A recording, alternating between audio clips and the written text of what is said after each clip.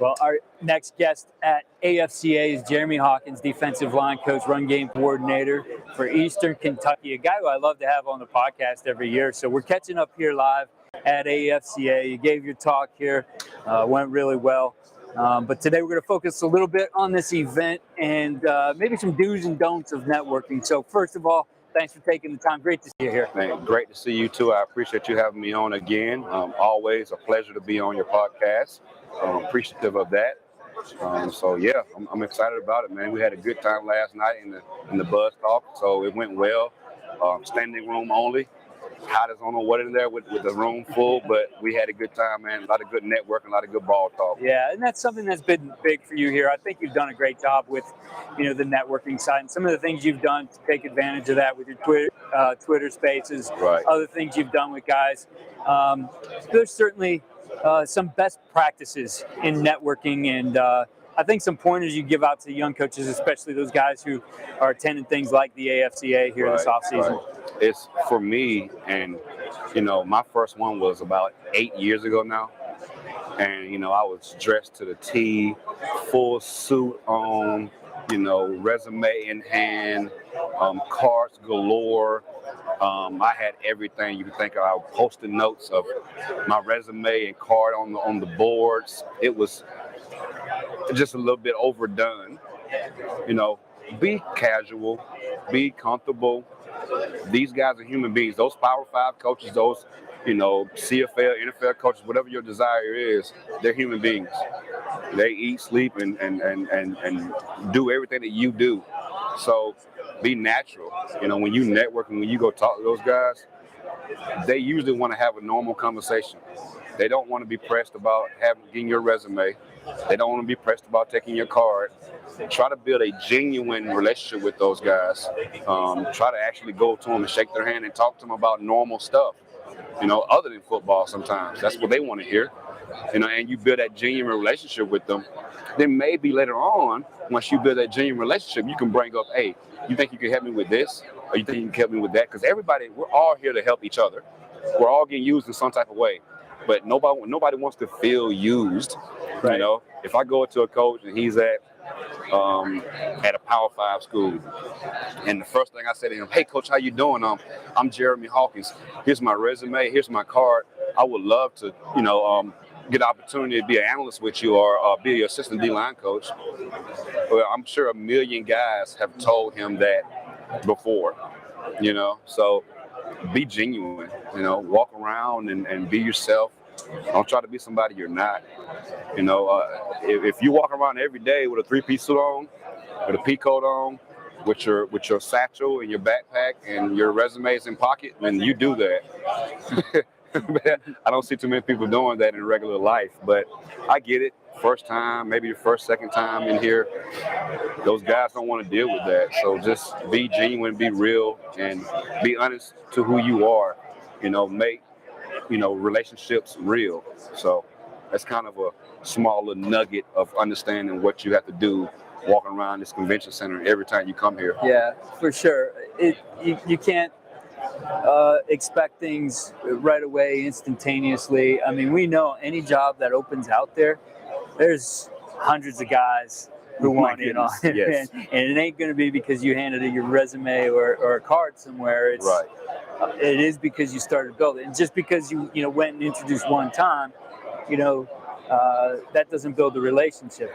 Think about the follow-up. Write a quick email. Coach, met you here. I want to say this. Ask a question. Whatever. I mean, it's almost like our approach to recruiting, right? I mean, we're not right away when we recruit a kid like, hey, come to school here. Right. Like, we're not there right away. We need to learn. We need to establish the trust, right? Correct. This is the same way in networking too. Right. And it's huge you say that, because when you establish that relationship with somebody, they open up more to you. When you establish a relationship with let's say you're recruiting the kids, and we always find out who that champion is, the one that has the most influence on that kid's decision. So when you establish that relationship with that champion, then it's nothing you can do that's wrong, because they believe in who you are genuinely as a person, as a man. So I think that's what you got to do when you walk around this convention center and you see all these coaches. You establish who you are as a man, first and foremost, who you are as a person, as a husband, as a father. The coaching stuff sometimes a little bit overrated, So one thing that we have to understand is that relationships do matter and they're important. So. Yes. Yeah. And I think in looking at that, establishing that relationship, I mean, if you're a guy here and you want to come and talk to a coach, I think you ought to prepare yourself for that, know a lot about that coach. So there's something for you to talk to him about. Right. Right. I could think of an example. I met the late Stan Parrish, and I knew who he was. My dad always used to talk about him because my dad coached against him, and I have followed Stan forever. And so that first opportunity to meet him was, I know who you are. My dad told me all these stories about you, and I told him a story, and he's like, he finished it. He finished the story, right? But then there was that connection. Right. And this is all I was like meeting anybody, anywhere. Correct. Not trying to, get anything out of that person. It's just learning more about them, right? So then you do have something to talk to them about, right? Because you're only going to get so much out of a hello, nice to meet you. An example on that was recently, not recently, probably my first convention. I had a connection with Terry Price, who is now the D-line coach at Texas A&M. He literally just walked over here and shook my hand. He was at my speech last night, my buzz session last night. Terry recruited me out of high school when he was at Auburn. I was going to Auburn for him and Coach Tuberville. Ended up not going to Auburn because Terry left Auburn. But he recruited me out of high school, and my first convention, not really knowing the coaching profession, understanding what they do and how many kids they see and recruit in the years, I'm thinking for sure he's going to remember me, right? He recruited me. I went on a visit to Auburn. I, went to a camp there. I rode around on his cart. We talked great. At that time, I'm like, hey, Coach, how you doing? I'm Jeremy Hawkins. Remember you recruited me? And I can see in his face, it's like, okay, it didn't quite register just then. But last night, it was full circle.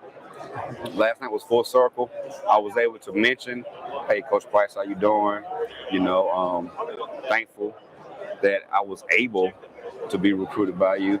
And he just came over here and shook my hand right before I got on air here. And man, and it's like you said, have some type of tool, have some type of connection with that individual before you go up to him. Don't just think he knows you because he recruited you back in 10 years ago. Heck, I got, guys that come up to me now that I recruited 10 years ago, and it's hard to remember everybody. Yeah, for sure. And you change. So it was a beautiful thing to see that come full circle. And now he knows who I am. I know who he is for sure. And, it's just in due time. But you got to make sure you prepare yourself for that, though. Like you said, have some type of connection ready. Yeah. So when you go talk to him, you're locked in and you're loaded. And work on it. Continue to work on That's it. Touch base. That's it. Doesn't have to be good, big deals all the time, but you want to keep those connections and develop those relationships with people. And it's not about take from them, right? What can you do for me? Right. Find out how you might be able to help. If you're a high school coach, helping them with a recruit, whatever it might be. There's lots of ways to do it, but there's much more than goes into it. And as you said, you don't walk around life doing that. Don't come here and do it too. I think that's great advice. No doubt. Well, it's great to catch up with you here, Jeremy, as always. And we'll certainly spend some more time with you on the podcast here in this off season. No doubt. Get into some other topics here on D-Line Play. Right. Thank you. I appreciate you having me on, man. It was great to see you. Great to meet you again. And great to be in the presence of a bunch of great coaches, man. And, man, no better place to do this at, man. I love how you got this going. This is beautiful. Thank you. Thank you. No doubt. Good to